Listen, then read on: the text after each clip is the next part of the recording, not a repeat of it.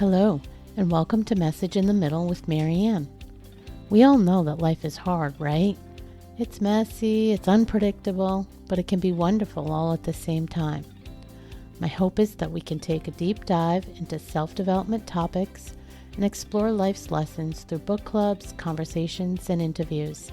And together, we can uncover the lessons that others have already learned to help us navigate this crazy, wonderful ride called life.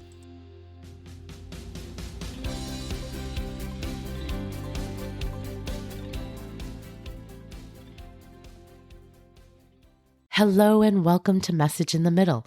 I'm your host, Marianne, and today I'm bringing you someone who's focused on helping women ditch diet culture and thrive beyond size. With me today is Dr. Michelle Tubman. Dr. Tubman is a physician specializing in both emergency and obesity medicine and has additional training in nutrition, eating psychology, and coaching. She's the host of the Thrive Beyond Size podcast and the owner of Wayza Health Coaching, where the focus is health, happiness, and peace around food, regardless of your size. Dr. Tubman, thank you so much for joining me today. Very happy to be here. Thank you. So I was hoping you could get us started by sharing a little bit about your own journey, what brought you into this space and made you so passionate about helping women of any size.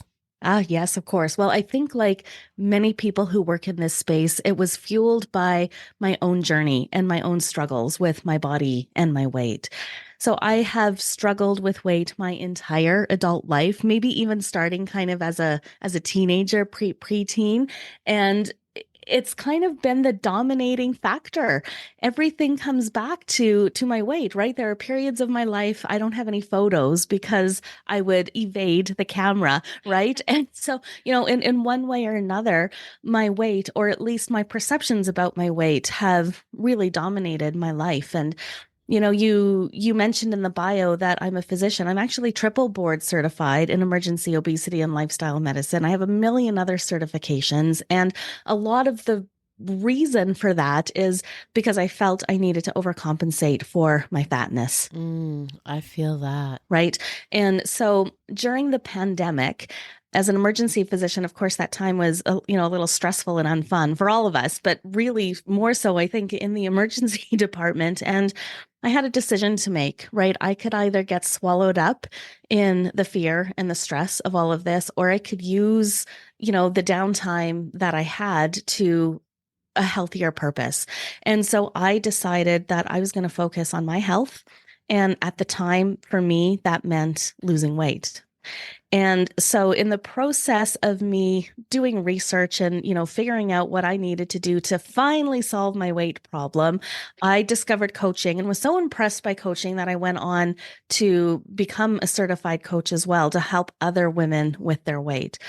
But then something unexpected happened. I was coaching women and feeling so much dis-ease. Like it was just really uncomfortable and I couldn't figure out why. And I didn't feel comfortable applying what I was teaching in my own life. And it made no sense to me intellectually because I had created this beautiful lifestyle change program, right? And everything was science-based and medically sound. And like, there's no reason why I should have felt uncomfortable with this. And, so I did what doctors do. I went and did more education. And that's when I became certified, board certified in obesity medicine, because I thought if I went and actually got more medical training in this area, I would figure out the missing piece and I'd feel better about all of this. And really the opposite happened. So what I learned in that medical training was the horrific failure rate of diets over the long term, the tremendous amount of harm dieting causes, how dieting induces eating disorders in many people. And I learned really about how prevalent shaming based on weight and the anti-fat biases in our culture in general, but in particular within our healthcare system. And that really threw me for a loop, right? I would sit in these lectures and I would hear all of this stuff about how diets don't work and the harm that they cause. And then the end of the lecture is, but we still have to help people lose weight. So thank God we have medications and surgery, right? And that never sat well with me. And so I actually stopped coaching for a while to try and figure it out. One of the things that had happened in Wayza in my coaching business is I seemed to attract a lot of women who struggled with binge eating disorder or just binge eating practices in general. And so I again did the doctor thing and I went and got training specifically in treating binge eating disorder. And the primary foundation is that you have to stop dieting if you want to heal binge eating. And something in that message really triggered with me. And I realized, you know what? I am perpetuating the problem and I am causing women harm by preaching weight loss. It's instead time for me to meet women where they're at, teach them that it doesn't matter what body you live in, you are valuable as a woman, you're valuable as a human being. And if you have health goals, we can absolutely reach those goals without weight loss being the means to get there. It didn't make sense for me to preach something that fails us time and time again and leaves us believing it's our fault when we don't lose the weight for good. You know what I mean? And so now I am in this beautiful space where I'm able to help women feel at home in their body, heal their relationship with food. So they're not like I was constantly worrying about my weight and my body and what to eat, what not to eat. What do I do now that I eat this cake? Do I have to exercise 3 hours more to pay for it? Right, etc. So I'm happy to give women freedom from all of that. And then also teach them what we can do to have them live a very happy, healthy, long, vibrant life without weight loss being the necessary key to get there. Well, of course, I can relate to every single bit bit of that, right? Right. Someone who has been on a very similar journey. I think the thing I want to circle back to first is when we talk about what the diet culture pushes and what we hear out there, we are thrown message after message after message that you can't be healthy unless you're thin. Mm-hmm, mm-hmm. As a medical doctor, talk to me about that. So that is categorically untrue. 100% untrue. You 100% cannot determine the health of a person by looking at their body's size or shape. Absolutely not. Are there people in bigger bodies who are unhealthy? Yeah, of course. Are there people in, straight sized thin bodies that are unhealthy? Yes, of course. Right. The point is our health is not determined by our size. Plain and simple. So even if if somebody is obese, do you think they still can be healthy? Yes. Yes, absolutely. I mean, but first of all, how are you defining obese? Yeah, right. Because by old antiquated. Yeah. That's right. And we in medicine traditionally use the BMI or body mass index as a measure of this, which even now the American Medical Association has come out to say that this is a measurement that is not only inaccurate, it's harmful. But this is what we have right now in medicine and in the research to define it. And a couple of decades ago, the CDC decided arbitrarily to change the cutoff of the BMI, who's overweight and who's not. And all of a sudden, overnight, a million more Americans were considered overweight when they weren't the day before. And what's ironic about all of this is that the way the definitions of overweight and obesity stand now, the people who live the longest and are the healthiest are in the overweight category. So that's one thing to continue to consider. At the extremes of the BMI, so people who have very, very high body weights, yes, there are some additional risks there, but not everybody, right? The point is, if you're in a higher body, that doesn't guarantee you're also going to be sick. That's fair. Yeah. Yeah. And I really wanted to ask that because you obviously have the credentials to back your opinion in this case. So I think it's important to put that out there for people to at least think about it from a different perspective than what they've been hearing. Well, and the funny thing is you have to remember doctors are also trained within the same diet culture. And I learned nothing about any of this in medical school. I had 1 hour of nutrition lectures, and that was more on how to feed people through the IV when they're in the ICU, right? Didn't learn how to coach patients through healthy diet or anything else. And a lot of times the answer was just weight loss without any explanation, as to why behind that. That's changing now. The medical curriculum is changing and doctors are starting to learn, but the message still is, your knee hurts, lose weight. Yes. You have sleep apnea, lose weight. Yeah, it's always the first message. Right. And that is absolutely not always the right answer. Right. In fact, it rarely is the right answer. Yeah. Let's go back to your own journey and when that script sort of flipped for you and you made the decision that you were going to let go of the actual weight loss and you were going to kind of settle in more to you as a holistic being and accept who you are and your body as it is and work on all your larger goals. What was the most difficult part of that transition for you? Because the chatter that comes with all this programming that we've had for years, it's like high volume all the time. So you would have had to work on that as well to be able to kind of shut that down, right? And I bet it still comes back sometimes, but tell us a little bit about that specific part of the journey and kind of really making that switch. Yeah. So it was not easy. It was probably one of the hardest things that I've ever done because the message is so loud and clear that I need to lose weight. And I was also getting this message from my own family doctor, from my colleagues. And I'm not just a fat woman, I'm a fat doctor, which, is quote unquote worse. Has its own set of expectations around me. And so the desire to lose weight for me is largely gone, but I still have moments where I want to lose weight because it would make my life so much easier. Yeah. Right.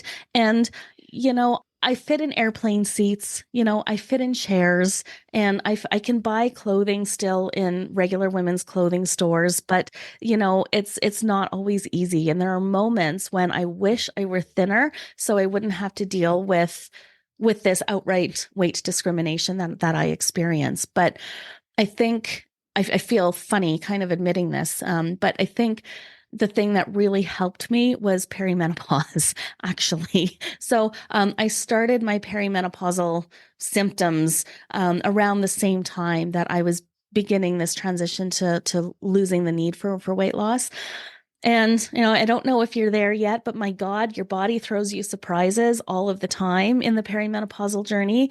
And I chose to approach this phase of my life with acceptance and curiosity rather than trying to fight against it.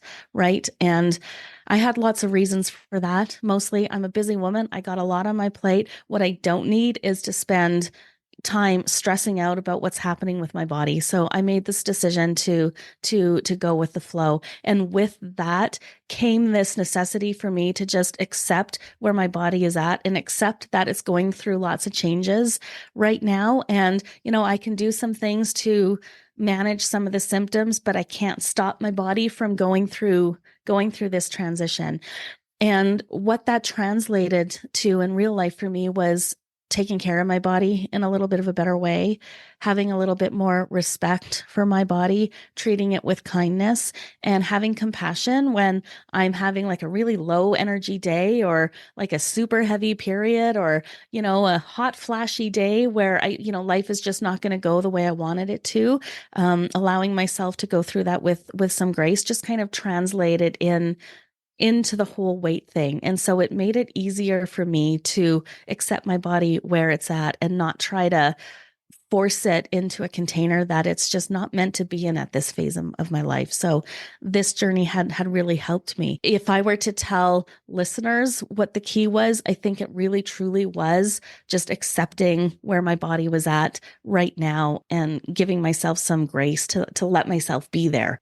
Yeah, when you were talking, that's what was going through my head. It's all about acceptance. That's the first step of it, is just acknowledging what this body actually does for you. It allows us to, most of us, to walk, to live, to, breathe, to interact, to have fun, to do lots of things. And even those with limitations, and learning to accept that we're grateful for that. Right. And I just want to clarify, it's acceptance, not love.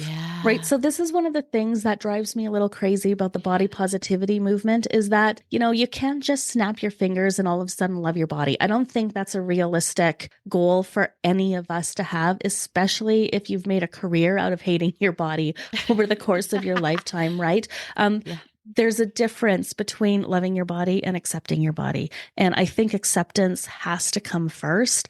And I like to use the word body respect as well, because even if I don't like my body, I can still treat it with respect. And from that action comes the acceptance and perhaps even liking your body or parts of it a little bit, right? And I like to make that distinction because it's not possible for any of us to open our eyes tomorrow morning and suddenly love the body that we live in. It just doesn't happen that way.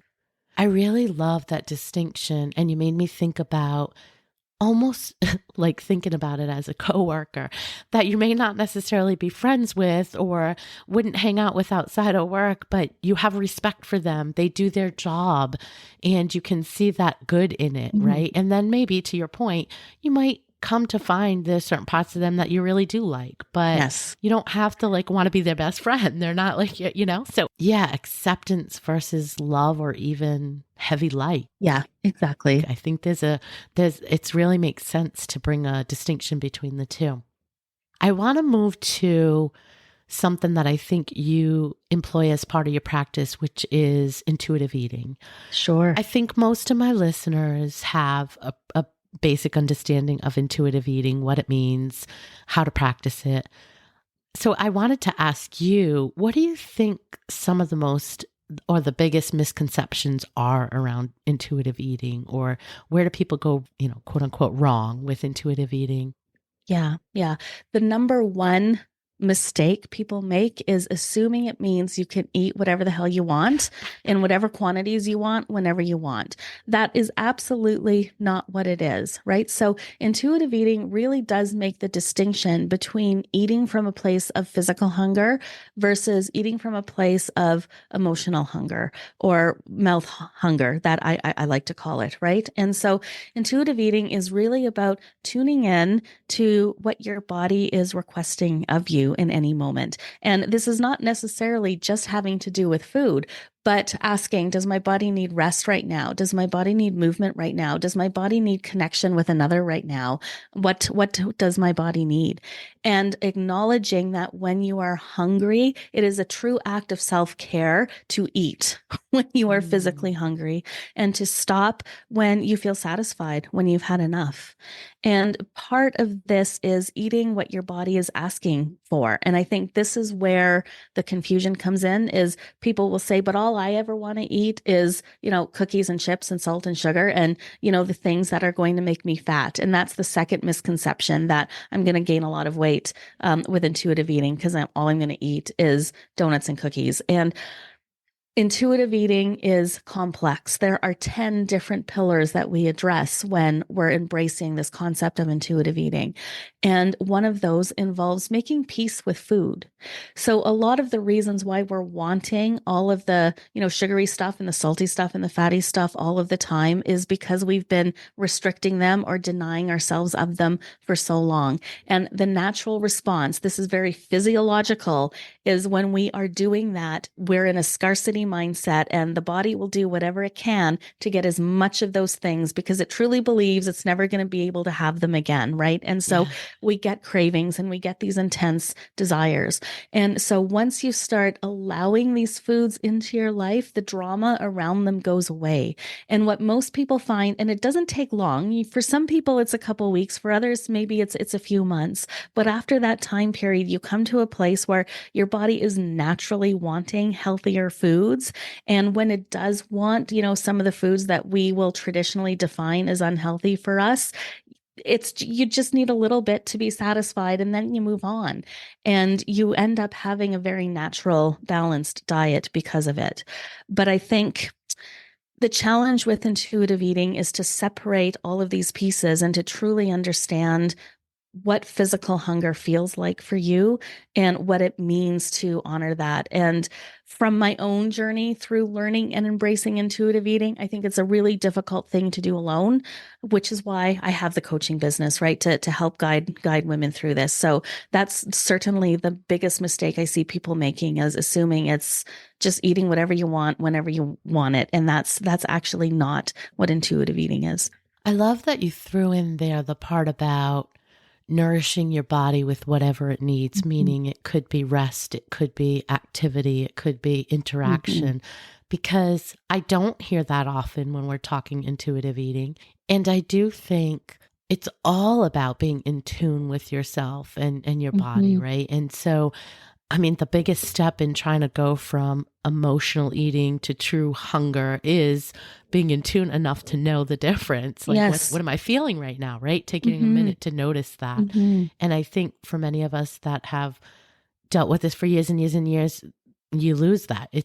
We're very out of touch with what real. We are very out of touch. Someone said once that we're all a bunch of um, walking heads, right? That we're just disconnected from our bodies. And of course, we overuse food, or we use food for reasons other than hunger Yeah. when we're disconnected that way, right? And one thing I like to point out, emotional eating is actually normal. We all do this. There is a reason. There's the cliche in the movies of the woman who's just broke up with her boyfriend eating the tub of ice cream on the couch, Yeah. right? There's a reason why that this is actually a natural, normal thing. The difference is, right, if somebody who has a normal relationship with food understands its place, versus those of us who don't have a healthy relationship with food, we over rely on food to provide the soothing and the comfort in Everything. a much bigger Yeah. way, right? Yeah. In Yeah. all the Yeah. spots, right? In Whenever. all the Yeah. In spots. all the Yeah. spots. Hmm. Good Hmm. point. And that actually just leads to a second piece of intuitive eating that I think is often overlooked in popular culture. And that is the importance of doing the emotional work, because a lot of the times we're turning to food because emotions just feel too big and we don't know how to handle them in any other way. And sometimes the safest thing is food.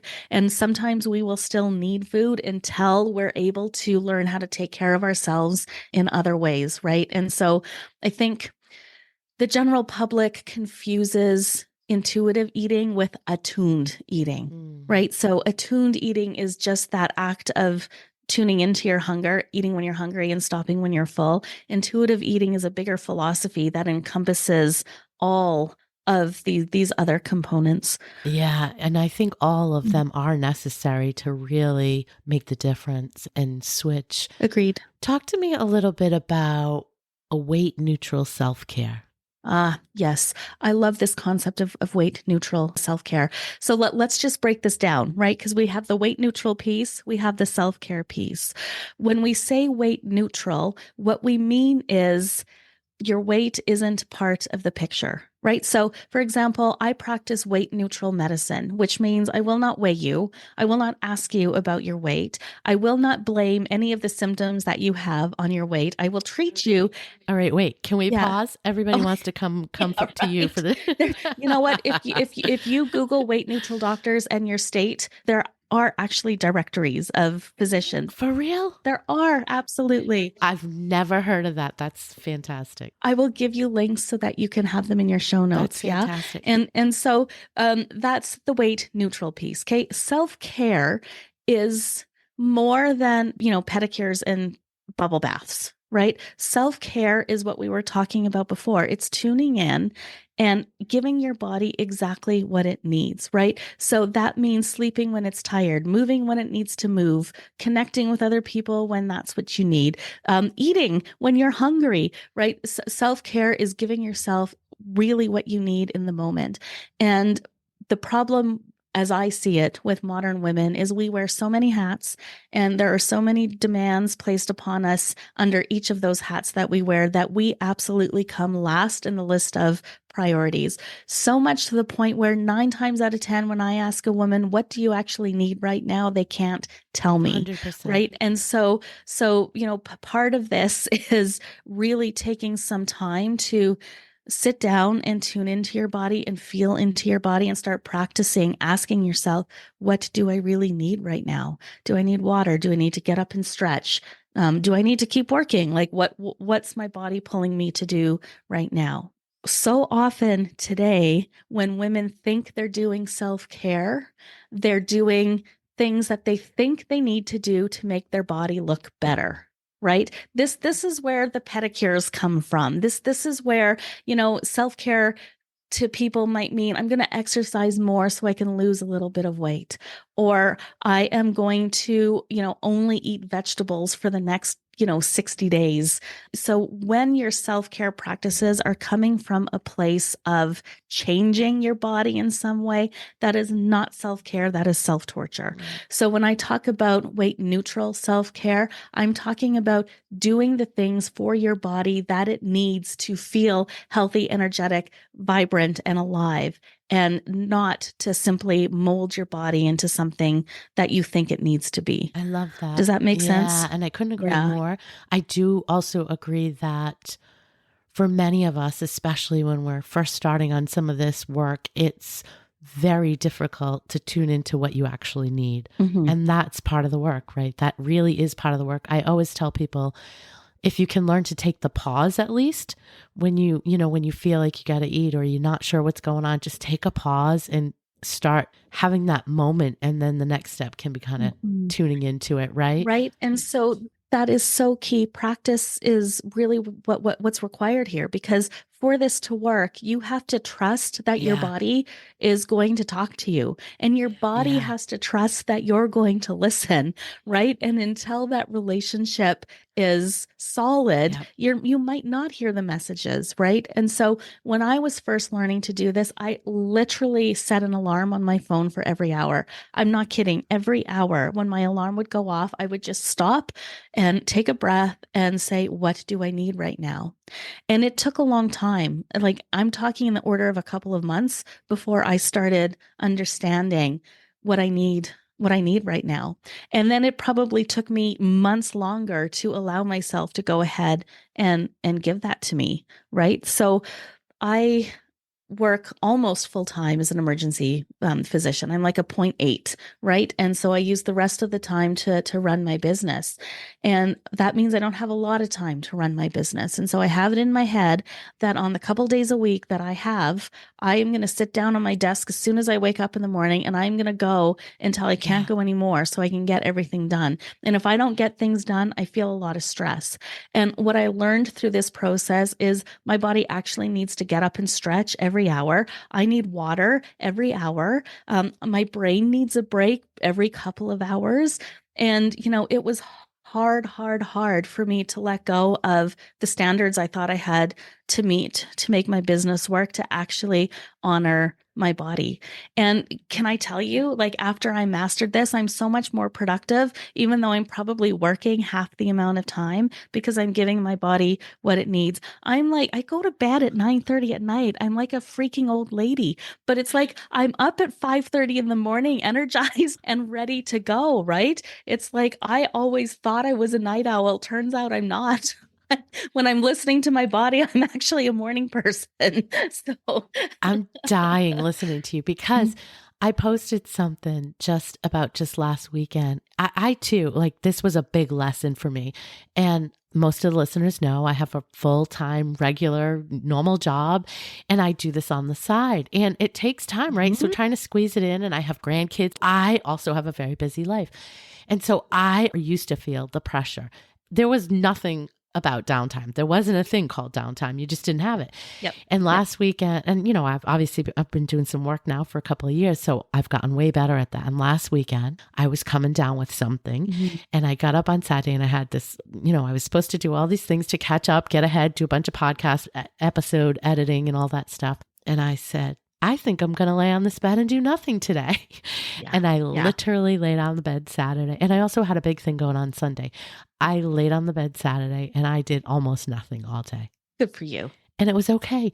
And what was astonishing is I didn't feel that constant, oh my gosh, I should go do something to be productive like that. But that took months and months and months and months of reinforcing that. So I think that's important to let people know. Well, you know what? If listeners need help, Dr. Tubman hereby writes a permission slip for every woman to take rest and enjoy it guilt-free. Right? Yeah. But it is hard. Yeah. It is hard to get used to doing that, but people need to take that step and practice it. Just practice it, little bits in time of not doing anything and getting comfortable doing nothing. Absolutely. And this is another gift of perimenopause, by the way.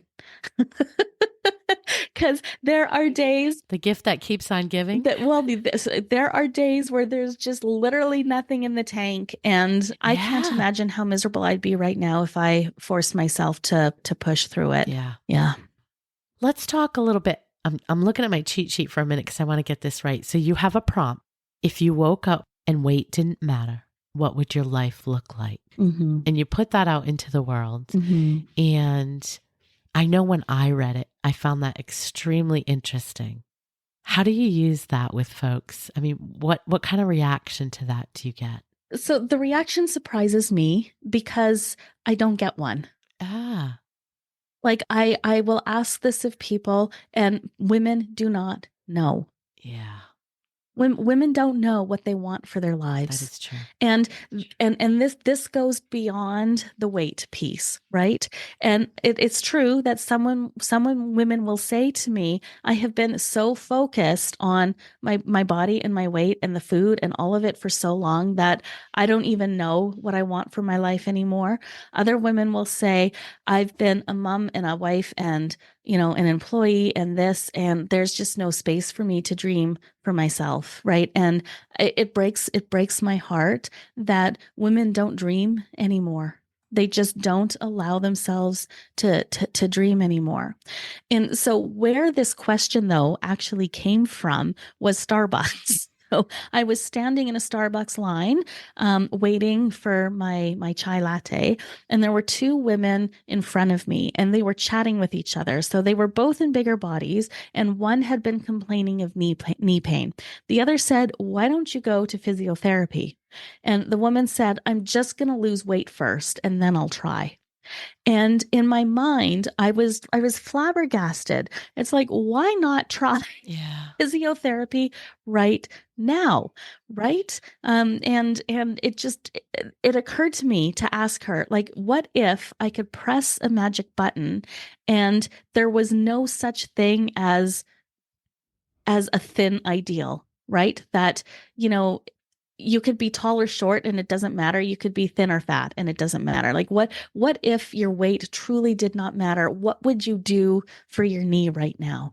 Right. And because this woman was making decisions from her body size and not from what her body actually needed. And I have to say it, doctors are to blame for this because, you know, 9 times out of 10, the doctor's going to say, well, you probably don't exercise at all because you live in a bigger body. So what you truly need is exercise. And after listening to these women chat for 7 minutes in Starbucks, she was an avid hiker and probably had an overuse injury in her knee. What she didn't need was more exercise. What she also didn't need was to lose weight. What she needed was a little bit of physiotherapy, right? And so it's a great question to ask yourself when you're talking about self-care as well, is like, you know what, if my weight truly didn't matter to me or the world, what would I do for myself right now? Would I wear the bikini on the beach?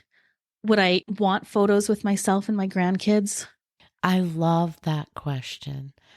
I just got goosebumps. You couldn't see them because I don't believe in coincidences. And on my vision board, which is right above my head, there's a big thing in the middle that says Dare to Dream. Yeah. And my listeners know that I am somebody that forgot how to dream. Yeah. Life got busy. Lots going on. I was so busy doing and being and producing that I forgot how to dream. So this year I'm focused on learning to dream again. So I'm so glad you brought that up, but it's neat that you specifically hit on that. And it's also going to get me to look at that as I'm dreaming, as I'm thinking of things. I am going to force myself to think, are you limiting that because of a size? Or is this really the dream you would dream. And most of my listeners know that I've lost a bunch of weight, but I'm still in a bigger body than a lot of people. So that still comes into play. So yeah, I think it's a really great question to make sure you're thinking about. Great prompt. Yeah. Yeah. Yeah. Do you want a second great question? Yeah, of course. Yeah. My second favorite question is, will this nourish me or will this punish me? Yes. And this question goes beyond caloric content of food, right? This really embraces this concept of self-care.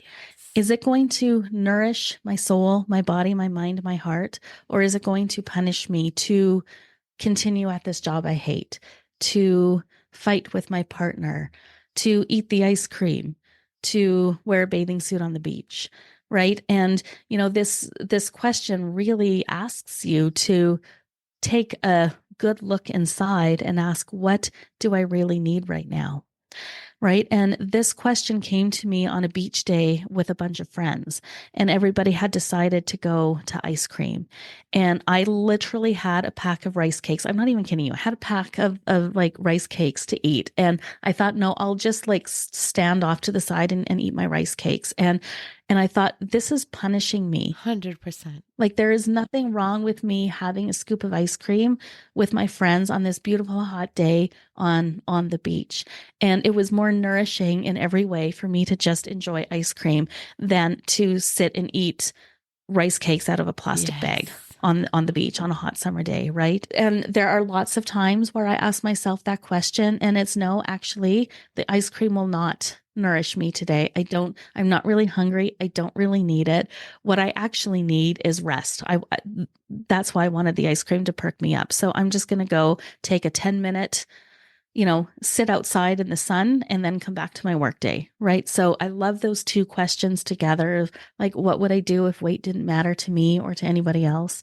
And will this nourish me or will this punish me? Yeah, I often talk about those same things. The second one, doing more and being around people more that fill you up than deplete you. So same question, really, right? But same question. Yeah. And it certainly goes beyond food. Great example with the ice cream. And you hit on, sometimes it's relationships, and sometimes they're relationships you have to be in, say they're family members, etc. 100%. But you can put boundaries up and you can limit your exposure to it, right?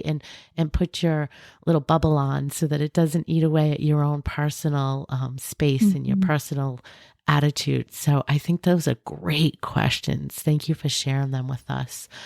I want to talk about fat shaming ourselves. We can all relate a little bit, but what does that look like to you? What is it? How does that show up? In my life personally? Or people that you work with? Or in general? Yeah, in general, either way. So it's all of the comments of, does my butt look fat in this?